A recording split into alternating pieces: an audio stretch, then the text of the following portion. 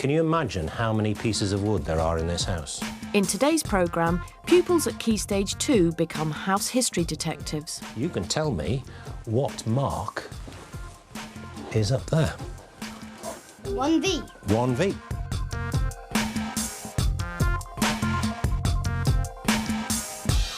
Pupils in Year 5 at Lady Joanna Thornhill School are going to be looking into the architectural history of their local town, Wye, in Kent. The children will be investigating aspects of the growth of the town by recognising the different ages of the buildings. In this programme, Year 5 teacher Nina Ellis is supported by history advisor and local historian Ian Coulson. OK, we're going to spend today and tomorrow looking around Wye and trying to think about the history of Wye. Looking at the picture, does anybody know where that is? Owen? Bridge Street. The lesson objectives were to get the children out and about and to begin to understand that the village that they work in. Some of them live in the village, but not all of them. We also wanted them to use some historical sources and to be able to work things out. I thought I'd bring in some bits and pieces as clues as to what historians use to find out about the past. As we look at the clues that historians use, we're going to do the spider diagram. Yes? Have you done a spider diagram before? Yeah, good, right. So can you do your spider in the middle of one of those pages? Now, let's have a look at the clues that I brought with me. The expectation, though, is to build them in such a way that they can do some of the fundamentals.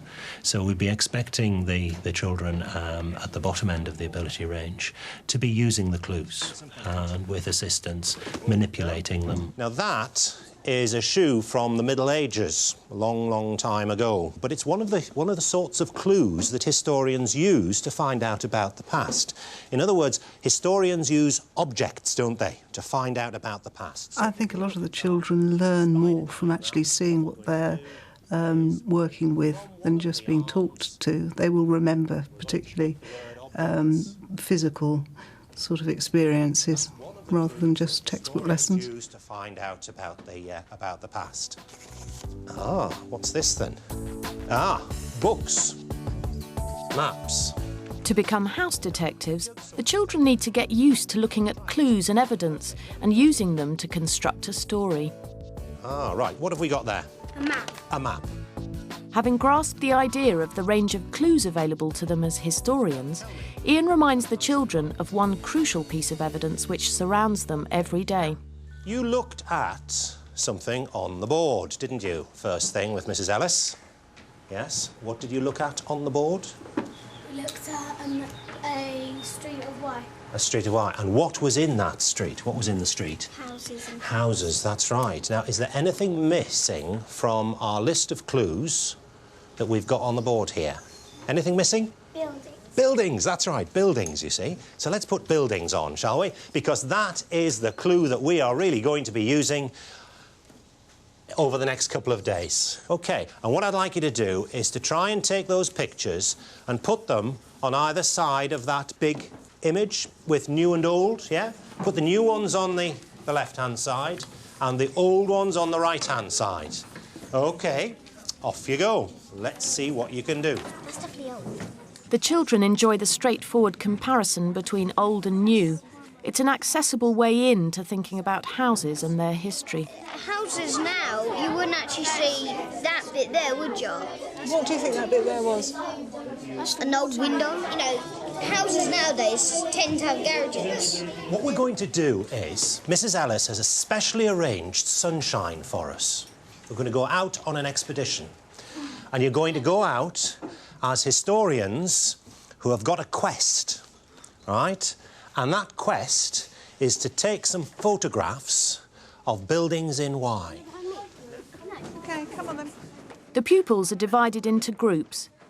Each group is assigned a camera and asked to take photographs of the houses in different parts of the local town.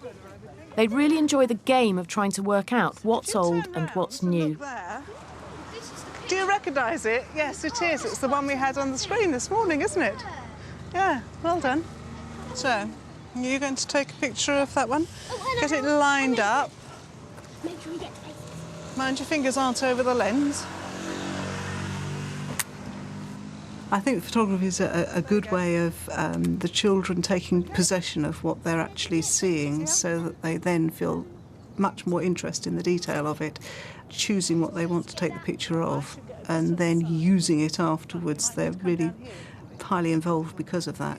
Look at the arches over the doors. That's dating it a bit, isn't it? Because we don't build them quite like that, do we? It isn't exactly new. But No. I suppose it's not very old. Middling. I enjoyed finding out things about why, because there's some things that I've missed because I go by it so often you don't actually get time to look at the detail on the houses. So the idea is that we lay out a plan of the village using this very sophisticated and expensive paper, and the children will place the photographs that they've taken of the buildings on the map, and that'll give them a sense of where the buildings are in the village, and also they will eventually get a sense of a distribution, because we'll put the photographs onto the map and we'll have a big picture of the village. We'll then get some coloured card, and for the old photographs we'll put a red card on top. For the new houses we'll put a blue card. We'll have you over here. The floor map works well because it's physical. It draws the children out of their usual environment, but we're not a million miles away. It's just using the hall. Once they get into the hall, of course, there's this element of what's going to happen next. What are we doing here? And that, I think, bit of mystery helps enormously. OK, well done. The pupils are also asked to present their findings with their photographs. Well, we took this picture because it had a flat roof and it was quite massive as well. Is this an old place or a new place?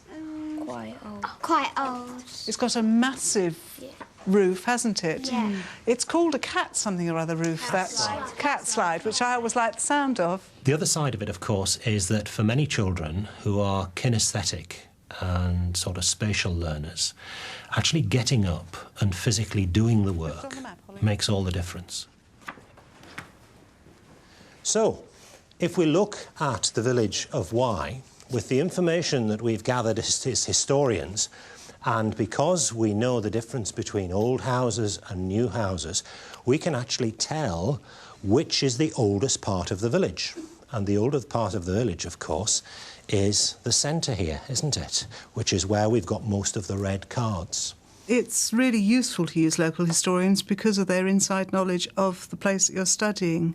For me particularly, not living in Wye, I know very much less than the person that we're involving in this, so he had good inside knowledge. In fact, this house is timber framed, isn't it? And actually, as an historian, he had some fascinating pieces that the children absolutely latch onto and really love. So, yes, it was very useful.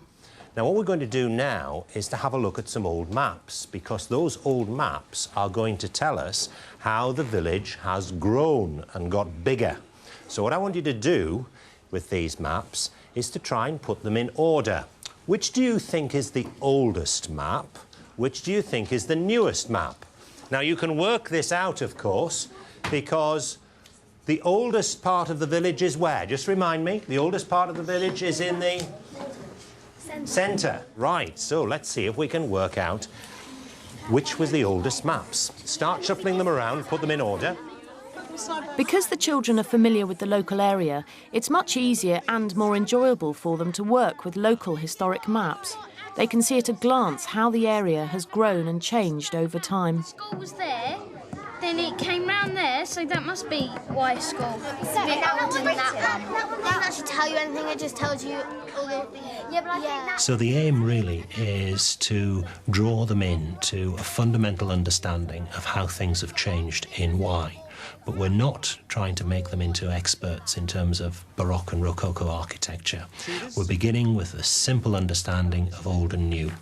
We're drawing that out into a bigger context, and hopefully they will, by the end of the day, be budding architectural experts, fully understanding how Wye has changed. So if you've got something that's very old at one end of the timeline, what are you going to have at the other end of the timeline? Something that is very new. So we're back into old and new, aren't we? Which of these good people are going to go at the very new end of the timeline, the most recent, do you think? The most recent date? When I was born. Right, OK. So if you'd like to go to this end, all right. So that's the most recent end of the timeline. Can the Georgians move just to one side so we can see the Victorians? Just across that way. That's beautifully done. Right, are we in the right order now? No. The pupils are beginning to place the local buildings they photographed onto a timeline and into the context of national events. Armed with this information, they're ready to get stuck into some serious hidden house history. So what we're going to do is we're going to divide into two groups. One group is going to have a look at the outside of the house, and there are certain things that I'd like you to find. Look at the details. See if you can find interesting little features. I think probably realising that they can start to understand some of the history of the village from looking at parts of buildings. They latched on to that idea. I'm looking for a windbrace, which is just one of them. Yeah. Is it this side, that, I wonder? Do we need to go to the other side for that one in a minute, Douglas? I think we need to go to the other side. With one group sketching interesting features on the outside of the house, Ian takes a second group inside to see if they can work out how a Tudor building would have been constructed. The builders got the wood and they made the house in their yard, their builder's yard. Now, can you imagine how many pieces of wood there are in this house? Can you have a guess? 1,000. Hundreds, I think. How are you going to tell the difference between each bit? Yeah? Put a little mark on it. Great. And if you'd like to come here, you can tell me what mark is up there.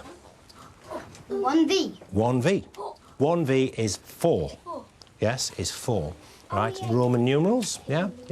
So they used to number all the timbers. So it was like a kit. They'd make all the timber up in their yard, they'd bring it down in carts, and they'd put it together like a huge jigsaw, and then they'd bring all the timber frames up, bring them together, put in the floors and everything. So they would have built it quite quickly.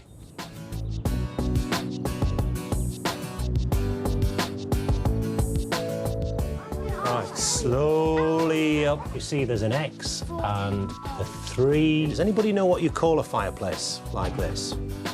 It's called an inglenook. The one up leaded? Good boy. Why would it be leaded? Have a look at those windows. Where would the lead be? Things which make the duck. It's well done. Yes. It's much more fun teaching them in this way for me, rather than just holding it forth in front of a class and having the whole class to yourself. Well then, Holly, what with that? Well, before, I wouldn't have had a clue about how to tell a Victorian house from, let's say, a Georgian house, but now it's pretty obvious. Working closely with a local historian to track the development of the town and looking in depth at the story of one particular house in that town, Nina Ellis has found that at Key Stage 2, her pupils can become sophisticated house history detectives. By using simple clues and local maps, the children have learnt how to uncover the hidden history of any house.